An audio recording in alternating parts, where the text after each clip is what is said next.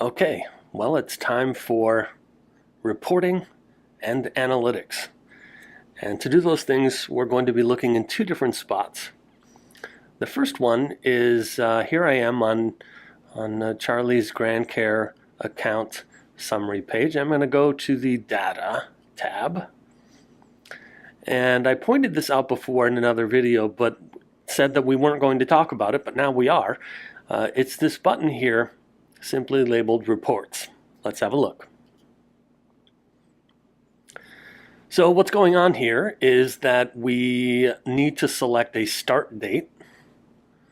Let's maybe do November through, well, let's just do the entire month of November. Maybe that's what we want to know about. So now, what do we want to have in our November report? We get to choose quite a few things to choose from his blood pressure readings, or his oximeter readings, his temperature readings, weight readings. But we also get things like his care coordination notes, his care plan completion, if he has any care plan tasks. Maybe he does not. But we have video and phone calls, medication compliance. So we get to take our pick. So maybe we'll do his medication compliance against his blood pressure readings. That might be interesting. And then once we've selected what we want, we get to choose from two different file formats for our report. And you might want a CSV, especially if you're going to be opening it or integrating it with another software program like Excel, or maybe even a big clinic management system that you want to do. Incidentally, about that, GrandCare does have a fairly well-documented API. It's a standards-based API just for integrating with those large systems that you might already be using, so that GrandCare can know what medications people are on because your system would tell it. And GrandCare can share information back to those systems as well. So I don't know if we've mentioned that in any other videos, but I just wanted to sneak it in there. For now, we're going to have this report, and we're just going to do it as a PDF. And I'll just click Generate Report. And my report has downloaded. And there it is. So here we get all of Charlie's blood pressure readings for November. And then we get his medication compliance as well. You can see taken, not confirmed. Maybe Charlie was out of town those 2 days. Hard to say what happened there. So we get to see, maybe we could look up even what those dates were. 11/24. He's supposed to take his Lorazepam, which I believe is for his blood pressure. See, in 11/24. Oh yeah, must have been out of town because he didn't take his blood pressure either. What do you know? So that's how reporting works in GrandCare. Okay, so let's have a look at some analytics.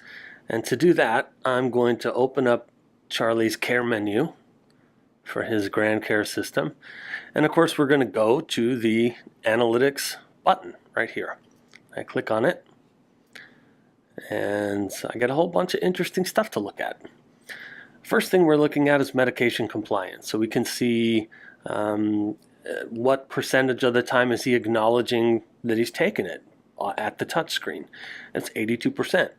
And we can actually dig into the details here with this icon here. We can actually look at a little calendar of when he's acknowledged and when he's not acknowledged, right?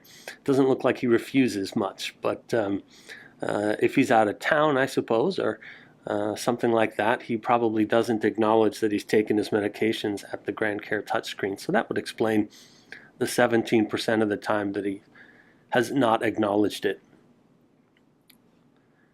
And down below that, we get something interesting called medication efficacy. Now, I knew that this medication right here, this losartan, that Charlie had been taking it for his blood pressure. And so I thought what I would do is take a look at what his medication is doing with regard to his blood pressure. And so I clicked on this just a few minutes ago. And I looked at the impact that his medication was having on his blood pressure readings, and there's hardly any change.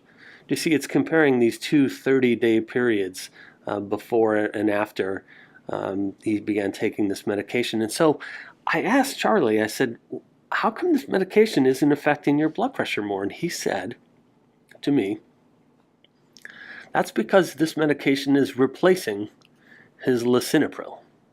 And if you really want to see what happened to his blood pressure when he started taking medication for it, you look down here.